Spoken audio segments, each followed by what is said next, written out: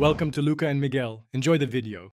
You start by confirming what kind of QR you're editing, static versus dynamic, because that determines whether you can change data or must reissue a code.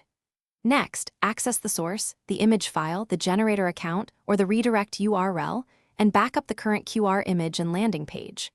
Once done, make sure you have credentials and any necessary permissions, otherwise you'll edit blind.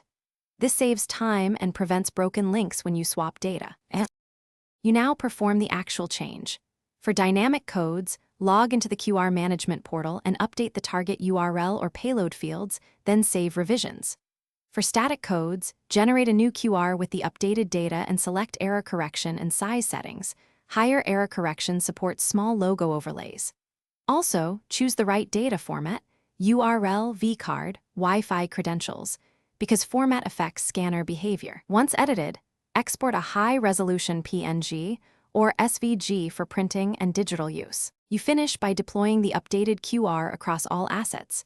Replace signage, packaging, and website images with the new high-res file and confirm color contrast and quiet zones.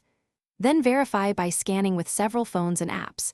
Make sure redirects and URL parameters work and monitor analytics if available. If scans fail, check contrast, quiet zone, print size, and regenerate using higher error correction. Finally, keep the old image backup until all placements confirm successful scans. This prevents downtime. Thanks for watching and please subscribe. It's the best investment you'll ever make.